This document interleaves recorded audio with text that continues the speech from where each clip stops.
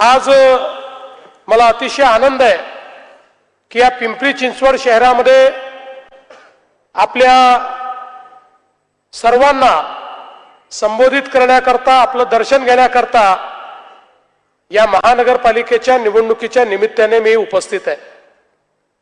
खरं म्हणजे हे जे शहर आहे हे महाराष्ट्रातलं अतिशय वेगाने विकसित होणारं शहर आहे। एकेकाळी कष्टकऱ्यांची नगरी म्हणून हे शहर या ठिकाणी तयार झालं आणि भूमिपुत्रांसोबत महाराष्ट्राच्या विविध भागातनं आलेले लोक या ठिकाणी कष्ट करत वसले आणि त्यातून हे पिंपरी चिंचवडचं शहर तयार झालं। पण आज आपण पाहू शकतो एक प्रकारे या शहराला आधुनिक चेहरा देण्याचा प्रयत्न आपण केला। हे शहर बदललं पाहिजे याकरता जे प्रयत्न 2014 नंतर या ठिकाणी झाले आहेत ते आपण सगळ्यांनी निश्चितपणे पाहिले आहेत। आता आमचे महेश दादा जरा वैतागले होते, कारण निवडणुका आल्या की अनेकांना कंठ फुटतो, अनेक लोक काही काही बोलत असतात। पण दादा एक लक्षात ठेवा, परिंदे को मिलेगी मंजिल एक दिन, ये उनके फैरे हुए पंख बोलते हैं। परिंदे को मिलेगी मंजिल एक दिन, ये उनके फैले हुए पंख बोलते हैं, और वही लोग रहते हैं खामोश अक्सर जमाने में जिनके हुनर बोलते हैं। आपलं काम बोलतंय आणि त्या कामामुळेच हा वैताग आहे, त्या कामामुळेच या ठिकाणी हा त्राग आहे, हा रागराग आहे। जरा समजून घ्या दादा, ते रागवले म्हणून तुम्ही रागवू नका। तुम्ही काम केलं, तुम्ही फक्त काम सांगा, समोरच्या लोकांना सांगायला काम नाही। त्यांना अनेक प्रश्न विचारले जातात, त्या प्रश्नाची द्यायला उत्तरं नाहीत।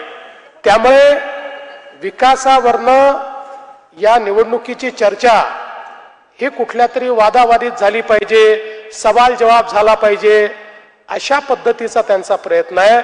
त्यामुळे इतकं मोठं काम या पिंपरी चिंचवडमध्ये आपण केलं आहे की मला असं वाटतं की नुसतं ते काम आपण जर या ठिकाणी सांगितलं तरी देखील कोणालाही उत्तर देण्याची वेळ ही या ठिकाणी आपल्याला येणार नाही। आणि मला विश्वास आहे ज्या प्रकारे मागच्या निवडणुकीमध्ये या पिंपरी चिंचवडने आपल्याला मतदान केलं त्यापेक्षा जास्त जागा या वेळच्या महानगरपालिकेमध्ये आपल्या निवडून येतील। आता पूर्वी कारभार कसा होता आपण बघा, एक छोटंसं उदाहरण सांगतो। या शहरामध्ये JNNRUM मधनं 13,000 घरांचं बांधकाम करायचं अशा प्रकारचा निर्णय झाला आणि जवळजवळ 15 वर्ष हे बांधकाम रखडलं। 15 वर्षात या ठिकाणी 13,000पैकी 6,700 घरं केवळ तयार झाले। काळ कोणाचा होता मी सांगणार नाही, सरकार आपल्या आधीच होतं की नाही, त्यांच्या काळामधले हे त्या ठिकाणचे घरं होते। 6,700 घरं तयार झाले आणि त्याचं बांधकाम इतकं निकृष्ट झालं की त्यामध्ये कोणी जायला तयार नाही, अशा पद्धतीची परिस्थिती निर्माण झाली। पण दुसरीकडे मोदीजी आल्यानंतर प्रधानमंत्री आवास योजनेच्या अंतर्गत आपण बोराडेवाडीला 1288 घरं केली, 4 होळीला 1442 घरं केली, आकुर्डीला 568 घरं केली, पिंपरीला 370 घरं केली, रुलगावला 1190 घरं केली। आणि कोणी जाऊन पाहू शकतं JNNRUMचे घरं आणि मोदीजींच्या प्रधानमंत्री आवास योजनेची घरं, या दोन घराची तुलना केली, या दोन घरांच्या वेगाची तुलना केली तरी देखील जे भारतीय जनता पक्षावर टीका करतायत त्यांना हे उत्तर आहे की तुमचा काळ काय होता, आमचा काळ काय आहे हे या घरांच्या माध्यमातून देखील आपण दाखवू शकतो। खरं तर या महानगरपालिकेमध्ये गेल्या काळामध्ये अतिशय चांगल्या पद्धतीने आपण कारभार करण्याचा प्रयत्न केला। हे जे शहर आहे आपल्याला माहिती आहे की गावठाणाचा भाग आणि अर्बन अग्लोमरेशन असं मिळून तयार झालेलं शहर आहे. पण या शहरासमोर सगळ्यात मोठं आव्हान काय आहे तर पुढच्या काळामध्ये हा जो पुणे जिल्हा आहे, ज्या पद्धतीनं पुणे जिल्हा विकसित होतोय, हा पुणे जिल्हा एकीकडे आपलं मॅन्युफॅक्चरिंगचं हब आहे, दुसरीकडे टेक्नॉलॉजीचं हब आहे आणि आता तिसरीकडे आम्ही याला जीसीसीचं हब देखील करतो. आता भारतातले 25% जीसीसी या पुणे जिल्ह्यामध्ये असणार आहेत आणि या सगळ्या विस्तारामध्ये पुढच्या काळामध्ये पुण्यापेक्षा जास्त लोकसंख्या ही पिंपरी चिंचवडची होणार आहे.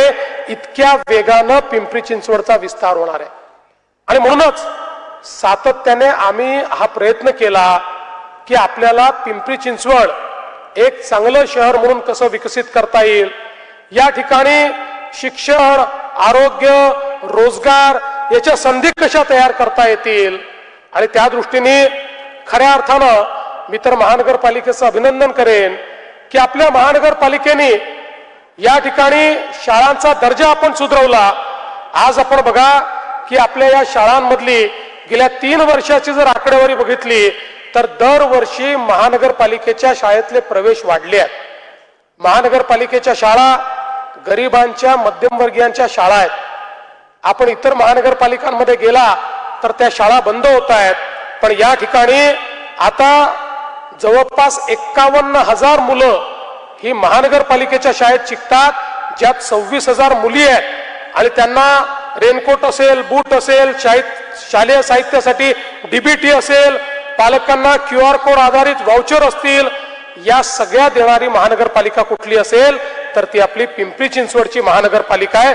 हे सांगताना मला आनंद वाटतो. सामाजिक क्षेत्रामध्ये देखील दिव्यांग भवन असेल, नवीन दिशा टॉयलेट्स असतील, या ठिकाणी महिलांकरता सक्षमासारख्या योजना असतील, अनेक चांगल्या योजना या ठिकाणी तयार झाल्या आणि 130 महिलांकरता क्लस्टर, 130 क्लस्टर आपण तयार केले आणि त्यातनं जवळपास 10,000 पेक्षा जास्त महिलांचं प्रशिक्षण करून त्यांना महानगरपालिकेच्या माध्यमातून रोजगारक्षम बनवण्याचं काम हे या महानगरपालिकेच्या माध्यमातून झालंय. 7 स्लमला 0 वेस्ट स्लमचा दर्जा आपण त्या ठिकाणी दिला आहे आणि खऱ्या अर्थानं मला हे सांगताना आनंद वाटतो. जे लोक विचारतात की पिंपरी चिंचवडमध्ये तुम्ही काय केलं, त्यांना मला सांगायचं आहे, भारत सरकारच्या स्वच्छ भारत सर्वेक्षण मध्ये मिलियन+ सिटीमध्ये महाराष्ट्रातली नंबर 1 सिटी पिंपरी चिंचवड आहे आणि देशातली ही 7वी नंबरची शहर हे आपलं पिंपरी चिंचवड शहर आहे. हे खऱ्या अर्थानं भाजपच्या सत्तेमध्ये आपण या ठिकाणी करून दाखवलेलं आहे. आज आपण बघू शकतो खूप मोठ्या प्रमाणात या पिंपरी चिंचवडमध्ये आपण कचऱ्यावर वेगवेगळ्या प्रकारची प्रक्रिया केली. आज आपला प्रयत्न असा आहे की पिंपरी चिंचवड सारख्या शहरामध्ये घनकचऱ्याचं 100% व्यवस्थापन झालं पाहिजे. आपली शहरं स्वच्छ झाली पाहिजेत. एक काळ होता आपण केवळ डम्पिंग करायचो. मागच्या काळामध्ये मी जेव्हा पिंपरी चिंचवडला यायचो त्यावेळी अनेक ठिकाणी आम्हाला तक्रार यायची, आमच्याकडचं डम्पयार्ड हटवा आणि ते दुसरीकडे घेऊन जा. अशा प्रकारे कधी मोशीतनं सांगायचे, कधी अजून कुठून सांगायचे. पण खऱ्या अर्थानं या ठिकाणी आता आपण हा प्रयत्न सुरू केला की डम्पिंगच करायचं नाही, कचऱ्यावर 100% प्रक्रिया झाली पाहिजे. आणि आपले प्रधानमंत्री माननीय मोदीजी नेहमी सांगतात की आता तो जमाना गेला जेव्हा कचरा तुमच्यावर बर्डन होतं. आता कचरा बर्डन नाही, आता कचरा ही तुमची संपत्ती आहे, त्याच्यावर प्रक्रिया करा आणि त्यातनं महानगरपालिकेला मालमत्ता तयार केला. आणि मला सांगताना आनंद वाटतो, महाराष्ट्रातली पहिली महानगरपालिका ही ठरली ज्यांनी कचऱ्यापासून वीज निर्मिती करून दाखवली. आता कचऱ्यापासून आपण वीज निर्मिती करतोय आणि दुसऱ्या टप्प्यामध्ये 100% कचरा हा डंप न होता 27 मेगावॅट विजेची निर्मिती त्या कचऱ्यातनं आपण करणार आहोत, ज्यामुळे मोठ्या प्रमाणात कार्बन एमिशन कमी होणार आहे. आणि एवढंच नाही तर पर्यावरणाचा विचार करत असताना ही पहिली महानगरपालिका आहे ज्यामध्ये आपण पर्यावरणाचा ऍक्शन प्लॅन तयार केला. तो ऍक्शन प्लॅन तयार करून त्यामध्ये 37 अशा प्रकारचे इंटरव्हेन्शन्स हे आपण तयार केले आहेत की जे 37 इंटरव्हेन्शन ज्यावेळेस आपण पूर्ण करू त्यावेळी आपली जी हवा आहे, जी एअर क्वालिटी आहे, ती एअर क्वालिटी चांगली होईल. आणि आज आपलं जे त्या ठिकाणी CO2 एमिशन आहे, जे आपण कार्बन आपल्या हवेमध्ये सोडतोय, त्याच्यामध्ये 27% कमतरता आणण्याचं काम या महानगरपालिकेच्या इंटरव्हेन्शनने आपण करणार आहोत.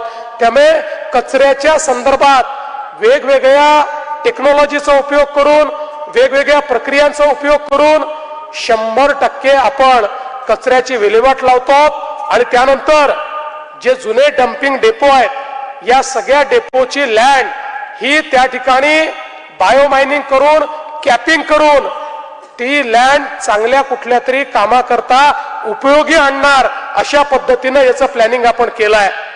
मला पूर्वी लोक मला विचारायचे की का बायोमायनिंग वगैरे खरंच होतं का, कॅपिंग होतं का.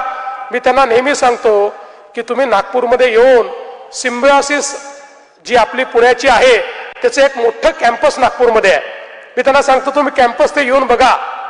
ते जे कॅम्पस आहे ते नागपूरचं डम्पयार्ड होतं आणि त्या डम्पयार्डला तिथे जाताना नाक बंद करून जावं लागायचं. तिथलं बायोमायनिंग आणि कॅपिंग केल्यानंतर आज त्या ठिकाणी सिम्बायोसिस झाली, त्याच्या बाजूला नरसिंहमुंजी झाली. जवळपास 50,000 विद्यार्थी त्या परिसरामध्ये आहे. वासही नाही आणि त्या ठिकाणी आता गार्डनही तयार झालंय. कोणाला वाटत नाही की या ठिकाणी डम्पिंग होतं. त्यामुळे आता या टेक्नॉलॉजीज उपयोगात आणून आपल्याला आपलं शहर हे सस्टेनेबल शहर करायचं आहे. पुढच्या काळामध्ये झिरो गार्बेज शहर आणि झिरो डम्पिंग शहर अशा पद्धतीनं या पिंपरी चिंचवडचा विकास हा आम्ही निश्चितपणे करून दाखवणार आहोत. आणि त्या दृष्टीनं आपलं कार्य हे पुढे मोठ्या प्रमाणात चाललेलं आहे. आज आपण बघा या ठिकाणी युवा प्रशिक्षणाची व्यवस्था आपल्या महानगरपालिकेने उभी केली आणि कौशल्य प्रशिक्षणाचे जे 4,000 विद्यार्थी दरवर्षी आपण त्यांना प्रशिक्षण देतो, त्यातल्या 75% विद्यार्थ्यांच्या हाताला आता काम मिळत आहे, त्यांना रोजगार मिळतोय. हे देखील या ठिकाणी आपण केलाय. आणि आता IIMचं कॅम्पसही आपल्या पिंपरी चिंचवडमध्ये या ठिकाणी आपण तयार करतोय. आरोग्याचा विचार केला तर या पिंपरी चिंचवड महानगरपालिकेमध्ये आपल्या सरकारने आणि आपल्या महानगरपालिकेने केलेलं जे काम आहे हे देखील अभूतपूर्व आहे. या ठिकाणी आपल्याला माहिती आहे की नेत्र रुग्णालय आपण सुरू केलं. आता थेरगावमध्ये 100 खाटांचं कॅन्सर हॉस्पिटल तयार होत आहे. पण त्याही पेक्षा सगळ्यात महत्वाचं काय आहे तर या ठिकाणी आपल्या पिंपरी चिंचवड महानगरपालिकेचे 7 हॉस्पिटल मिळून आतापर्यंत आपल्याकडे जवळपास या ठिकाणी 735 बेड्स होते. पिंपरी चिंचवडकरांकरता कोविडच्या काळामध्ये आपल्याला माहिती आहे 735 बेड या आपल्या शासकीय व्यवस्थेमध्ये पिंपरी चिंचवडमध्ये उपलब्ध होते. पण आता मात्र मोशीला जे सामान्य रुग्णालय आपण करतोय त्या एकट्या रुग्णालयामध्ये 700 बेड्स आपण त्या ठिकाणी क्रिएट करतो.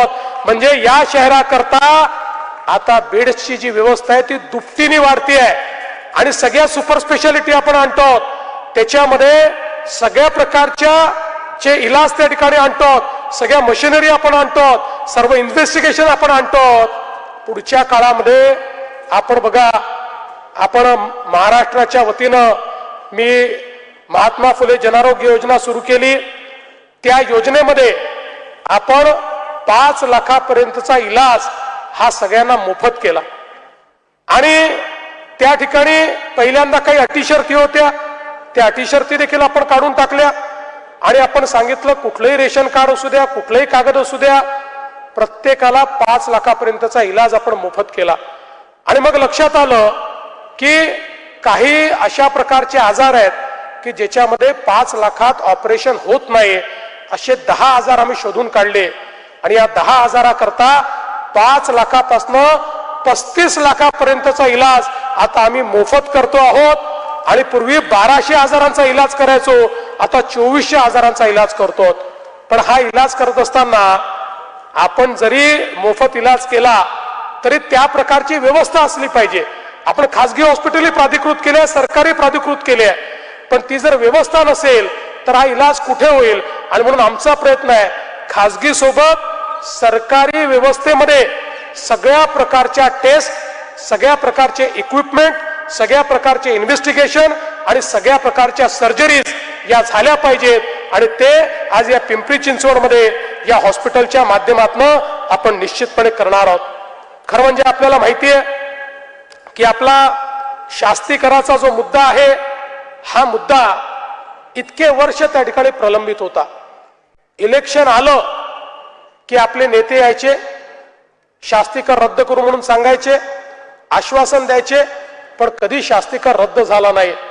पण ज्यावेळी आमचे महेश दादा आणि लक्ष्मण भाऊ होते त्यावेळी ह्या माझ्याकडे आले आणि म्हणाले हा शास्तीकर आम्हाला रद्द करून हवाय, एक प्रकारे जिझिया करासारखा हा कर आमच्या पिंपरी चिंचवड वासियांवर लादलेला आहे, हा तुम्ही रद्द करा. पहिल्या टप्प्यामध्ये 1000 स्क्वेअर फूटच्या फ्लॅटवर 1500 स्क्वेअर फूटच्या फ्लॅटवर आपण तो रद्द केला. त्यानंतर काही दिवसांनी हे लोक पुन्हा आले, म्हणाले यांनी भागत नाही, तो सरसकट रद्द झाला पाहिजे. एका झटक्यामध्ये सरसकट 300 कोटी रुपयाचा शास्ती कर आम्ही रद्द करून टाकला.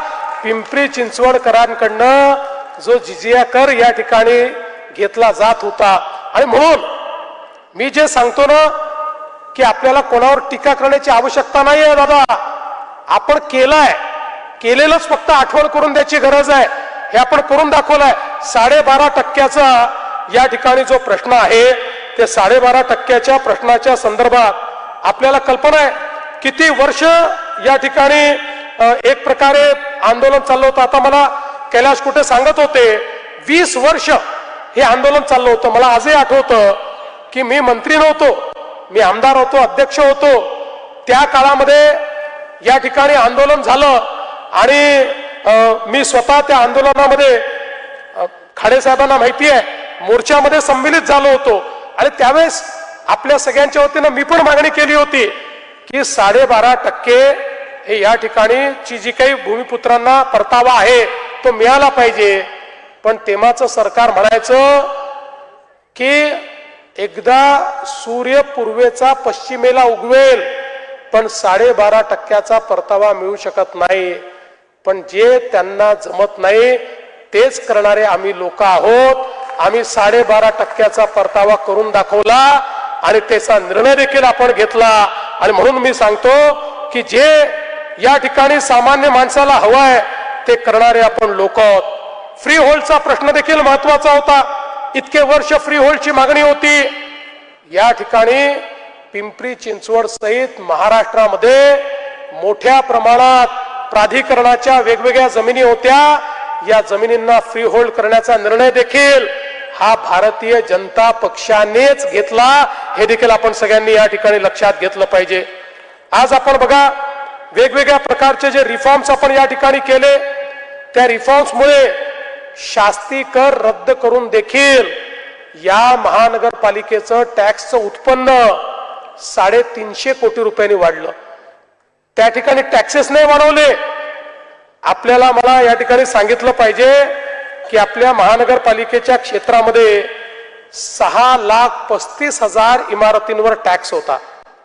आणि ज्यावेळी नवीन पद्धतीनं सर्वे केला त्यावेळी असं लक्षात आलं की या ठिकाणी 6,35,000 नाही 8,54,000 इमारती आहेत. म्हणजे जवळपास 2-2.5 लाख अशा प्रकारच्या प्रॉपर्टीज होत्या की ज्या होत्या पण त्या टॅक्सेस देत नव्हत्या. तिथे टॅक्सेस नव्हता. म्हणजे जो बिचारा टॅक्स देतोय त्याच्याचकडनं टॅक्स घ्यायचा आणि जो देत नाही त्याच्याकडनं घ्यायचा नाही. आपण रिफॉर्म केला, सांगितलं टॅक्सेस वाढवू नका. टॅक्सच्या नेटच्या बाहेर जे लोक आहेत त्यांनाही टॅक्सच्या नेटमध्ये आणा. त्यामुळे आवक वाढेल, टॅक्सेस वाढवण्याची आवश्यकता पडणार नाही, शास्ती लावण्याची आवश्यकता पडणार नाही. आज या ठिकाणी आपण पाहू शकतो की जवळपास या मोठ्या प्रमाणात 350 कोटी रुपयांनी आपण ही आवक वाढवली आणि त्यातनं मोठ्या प्रमाणात आज विकास कामं करण्याकरता या ठिकाणी आपल्याकडे पैसा आहे. आज ही गोष्ट देखील खरी आहे. रेड झोनचा जो प्रश्न आहे तो अत्यंत महत्वाचा आहे. या संदर्भात मागच्या काळात एक बैठक आपण घेतली आहे. मी तुम्हाला आज एवढंच सांगतो की सातत्याने पाठपुरावा करून या रेड झोनची फाईल आम्ही भरपूर पुढे नेलेली आहे. आणि मला हा विश्वास आहे की पुढच्या काही दिवसांमध्ये काही महिन्यांमध्ये रेड झोन बाबत काही ना काही सकारात्मक अशा प्रकारचा निर्णय हा पिंपरी चिंचवड वासियांना आम्ही निश्चितपणे करून देऊ। पण त्यासोबत ब्ल्यू लाईन आणि रेड लाईनचा देखील प्रश्न या ठिकाणी आहे आणि त्यामुळे मोठ्या प्रमाणात लोकांचा विकास अडलाय, अडचणी झाल्या आहेत, लोक इल्लीगल ठरलेले आहेत। खरं म्हणजे हा जो ब्ल्यू लाईन रेड लाईनचा प्रश्न आहे हा दोन गोष्टींमुळे तयार झाला। एक तर आपला जो नवीन युनिफाईड DCPR आहे त्या युनिफाईड DCPR मधल्या काही तरतुदी आहे की ज्या तरतुदींमुळे या ठिकाणी इथला विकास हा थांबलेला आहे। आणि दुसरं रेड लाईन आणि ब्ल्यू लाईनचा जो विषय आहे हा कधीतरी 100 वर्षापूर्वीच्या 50 वर्षापूर्वीच्या गृहितकांवर आधारित आहे। म्हणजे तेव्हाचे जे काही आपले फ्लड्सचे जे काही मार्किंग आहेत त्याच्या आधारावर हा केलेला आहे। आणि म्हणून मी हा निर्णय घेतला, पिंपरी चिंचवड सहित महाराष्ट्रातली जेवढी महानगरं आहेत आणि जिथे जिथे नद्या आहेत किंवा मोठे नाले आहेत अशा सगळ्या ठिकाणी नवीन पद्धतीनं सर्वे करून आम्ही ब्ल्यू लाईन आणि रेड लाईन याचा नव्याने आखणी त्या ठिकाणी करणार आहोत। आणि ही नव्याने आखणी करून आता आपल्याकडे फ्लड मिटिगेशन मेजर्स आहेत। आता जो भाग ब्ल्यू लाईन रेड लाईन मध्ये असला, जसं कोल्हापूरला मी मागच्या काळामध्ये केलं, कोल्हापूरमध्ये जो काही अशा प्रकारचा भाग आहे त्या भागाकरता आम्ही नवीन DCPR तयार केला आणि गृहीत हे धरलं की समजा अशा प्रकारचा फ्लड आला तर कशा पद्धतीचं बांधकाम असलं पाहिजे, त्याचे नवीन नियम केले आणि ते नियम लोकांनी स्वीकारले आणि त्या ठिकाणी बांधकामाची सुरुवात झाली। तशाच पद्धतीनं आपल्या पिंपरी चिंचवडमध्येही ज्या भागामध्ये ब्ल्यू लाईन रेड लाईनचा प्रश्न आहे तिथे आता आम्ही सॅटेलाइट इमेजरीचा वापर करतो, जिओस्पेशियल डेटाचा उपयोग करतो आहोत आणि फ्लड मिटिगेशन सिस्टीमचा वापर करतो आहोत। त्यामुळे मला विश्वास आहे आणि पुढच्या काळामध्ये DCPR मध्ये आपण युनिफाईड DCR मध्ये आपण बदल करणार आहोत की ज्या माध्यमातून इथला हा जो प्रश्न आहे हा प्रश्न पूर्णपणे सोडवण्याचं काम आपण करू। आज आपल्याला माहिती आहे मोठ्या प्रमाणात आपण या ठिकाणी रस्त्यांचं काम सुरू केलेलं आहे। 54 किलोमीटरचं रोड नेटवर्क हे आणि विशेषतः DP रोड जे आहेत ते मोठ्या प्रमाणात आपण या ठिकाणी तयार करतो आणि त्यासोबत आपल्या पिंपरी चिंचवडमध्ये मागच्या काळामध्ये आपण मेट्रो आणली, आता या मेट्रोचं जाळं वाढवायचं आहे। आता पिंपरी चिंचवडमध्ये अजून एक टप्पा मेट्रोचा आपल्याला करायचा आहे। तसं महामेट्रोच्या माध्यमातून 41 किलोमीटरचं नियोजन आम्ही आता केलेलं आहे। निगडीपासून चाकणपर्यंत जे रावेत, वाकड, नाशिक फाटा असा सगळा भाग जोडणार आहे। 10,000 कोटी रुपयाचा प्रकल्प आहे आणि त्या माध्यमातून दुसरी मेट्रो ही आपल्या पिंपरी चिंचवडला येणार आहे आणि त्यासोबत कनेक्टिव्हिटीची तिसरी मेट्रो येणार आहे। आणि पुढच्या काळामध्ये एक चांगलं मेट्रोचं जाळं जसं पुण्याला तयार झालं तसं पिंपरी चिंचवडमध्ये देखील आपण त्या ठिकाणी तयार करणार आहोत। आणि निश्चितपणे जसं PCMC ते निगडी जी मेट्रो आहे 4.4 किलोमीटरची 910 कोटीची तिचंही काम आपण करतोय। यासोबत आपल्याला माहिती आहे की आपल्याकडनं बाहेर जाणारे जे रस्ते आहेत त्या रस्त्यांवर काही आपण एलिव्हेटेड कॉरिडॉर्स तयार करतो, त्या माध्यमातून मोठ्या प्रमाणात ज्याला आपण नाशिक फाटा ते खेड असा एलिव्हेटेड कॉरिडॉर आपण तयार करतो आणि यासोबत खूप मोठ्या प्रमाणात वेगवेगळे फ्लायओव्हर्स काही आपण केले, काहीचं नियोजन आपण केलं। आपल्याला माहिती आहे डेअरी फार्म फ्लायओव्हर 62 कोटी रुपयाचा प्रकल्प आहे, त्याचं काम चाललंय, ज्यामुळे पिंपरी, पिंपळे सौदागर, रहाटणी आणि लगतच्या भागात याचा लाभ मोठ्या प्रमाणात होणार आहे। बोपखेलचा पूल असेल की ज्याच्यामुळे मोठ्या प्रमाणात लोकांचा वेळ वाचलाय, रक्षक चौक सबवे असेल यामुळे औंध आणि रावेत रस्ते वाहतूक सोपी झाली आहे। पुनावळे, ताथवडे, वाकड, रावेत, किबाळे, मामुर्डी, चिखली, चारोळी, डुलगाव आणि मोशी या ठिकाणी जवळपास 600 कोटी रुपयाचं रस्ते रुंदीकरणाचं काम हे आता प्रगती पथावर आहे, वेगवेगळ्या स्टेजेस मध्ये आहे आणि ते झाल्यानंतर इथला जो सगळा ट्रॅफिक आहे तो ट्रॅफिक देखील मोठ्या प्रमाणात स्मूथ होणार आहे। मुळा, इंद्रायणी आणि पवना या ज्या आपल्या नद्या आहेत या नद्यांच्याही संवर्धनाकरता 2300 कोटी रुपयाचा प्रकल्प आपण तयार केला आहे आणि केंद्र सरकारच्या मदतीनं आमच्या या ज्या नद्या आहेत त्या निर्मल आणि अविरल करण्याचं काम हे आपण त्या ठिकाणी करतोय। आपल्याला माहिती आहे मागच्या काळामध्ये भामा आसखेडच्या माध्यमातून या ठिकाणी आपण पाणी आणलं, 100 MLD पाणी या ठिकाणी पोहोचलाय। दुसरा टप्पा आता आपण करतो आणि पिंपरी चिंचवड वासियांना मी सांगू इच्छितो, आम्ही पूर्णपणे प्लॅनिंग केलेलं आहे। आम्हाला माहिती आहे हे शहर अत्यंत वेगानं वाढतंय, त्यामुळे आता जे पाणी आहे ते आपल्याला पुरणार नाही।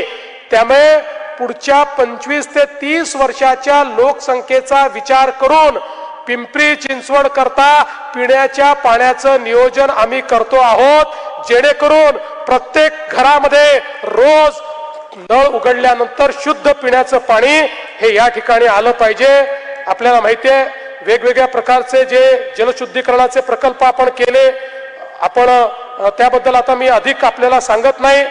आणि एवढंच नाही तर या ठिकाणी सांडपाणी आणि विशेषतः पुढचं म्हणजे पुढच्या 20 वर्षाचा विचार करून इथलं जे गटारीचं पाणी आहे त्या पाण्यावर प्रक्रिया करणे, त्याच्याकरता भुयारी गटार योजना ज्या ठिकाणी नाही आहे त्या ठिकाणी त्याचा विस्तार करणे, असा 941 कोटीचा प्रोजेक्ट हा आपण तयार केलेला आहे।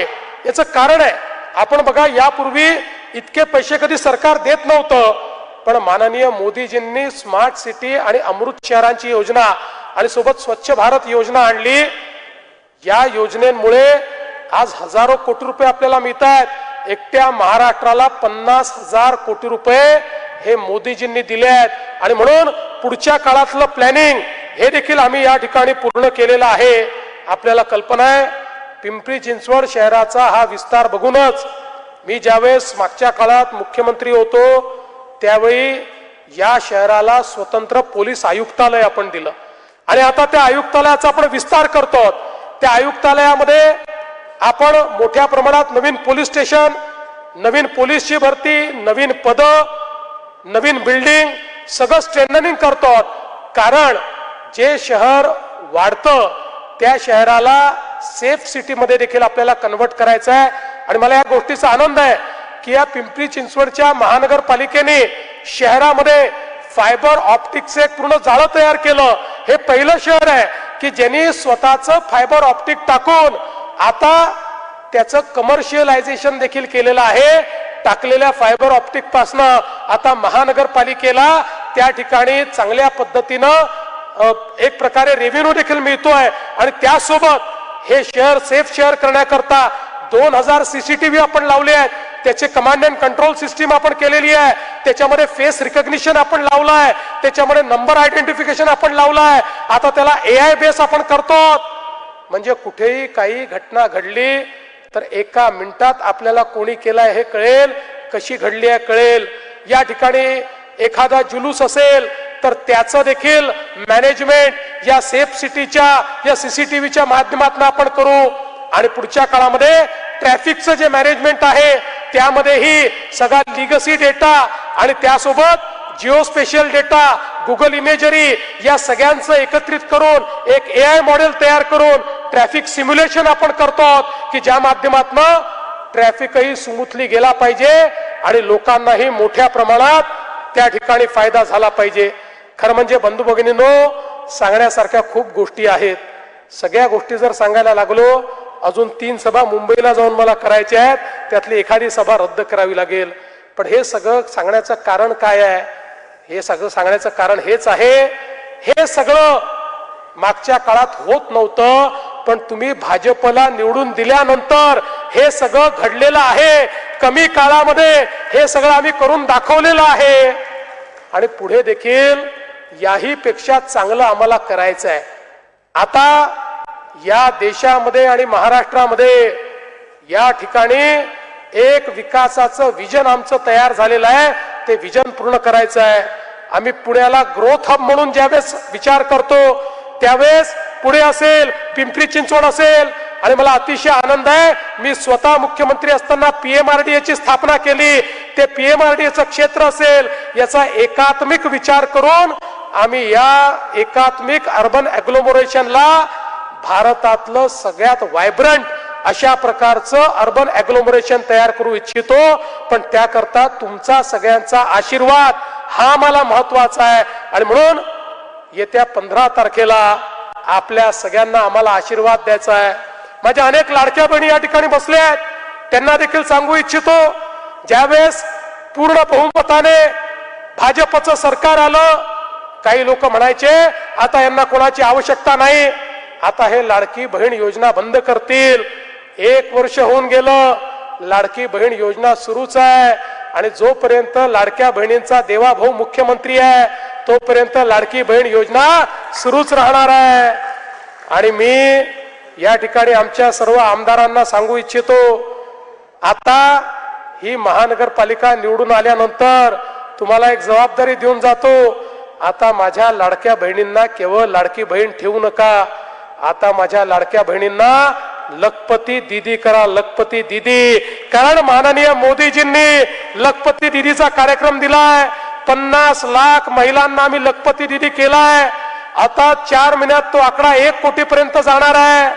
पुढच्या काळात ज्यावेळेस मी येईल त्यावेळेस काय काम केलं हे तर विचारीनच, पण सगळ्या नगरसेवकांना हे विचारीन की तुमच्या या ठिकाणी तुम्ही तुमच्या वॉर्डामध्ये किती लखपती दीदी केल्या हे देखील त्या ठिकाणी विचारेल. आमचे महेश दादा म्हणाले कोणीतरी SRA मध्ये धमक्या देत आहे. देवेंद्र फडणवीस गृहमंत्री असताना धमक्या देण्याची हिंमत कोणाची होते? काळजी करू नका, इथे कायद्याचं राज्य चालेल, धमक्यांचं राज्य चालणार नाही. कोणी जर धमकी देत असेल तर त्याला त्याची जागा दाखवायला आमचे पोलीस सक्षम आहेत. मलाही त्याच्यामध्ये इंटरफिअर करायची आवश्यकता नाही आहे, संवेदनशील आहेत. आणि दादा पुढच्या काळामध्ये एकच गोष्ट लक्षात ठेवा, SRA ची जी अपेक्स बॉडी आहे, जी मेन SRA आहे, त्याचा अध्यक्ष मीच आहे, मुख्यमंत्री म्हणून मीच अध्यक्ष आहे. त्यामुळे कोणी जर अशा पद्धतीनं काम करत असेल तर मग जनतेच्या हिताकरता 16 तारखेनंतर काय कारवाई करायची ते आपण निश्चितपणे ठरवू. कुठल्याही पद्धतीनं जनतेला त्रास होऊ द्यायचा नाही हे आपण ठरवलेलं आहे. मी पुन्हा एकदा आपल्या सर्वांना विनंती करतो, आपण 15 तारखेला मतदान केंद्रात जा. प्रत्येकाला 4 मतं द्यायची आहेत. 4 मतं. ज्या मशीनवर जिथे कमळ दिसेल, माणूस पाहू नका, चेहरा पाहू नका, उमेदवार पाहू नका, कमळ बघा आणि कमळ दाबा. 15 तारखेला कमळ दाबा. 15 तारखेला कमळाची चिंता तुम्ही करा. 16 तारखेपासून 5 वर्ष तुमची चिंता आमच्यावर सोडून द्या, एवढीच विनंती करतो आणि माझं बोलणं संपवतो. धन्यवाद. जय हिंद, जय महाराष्ट्र.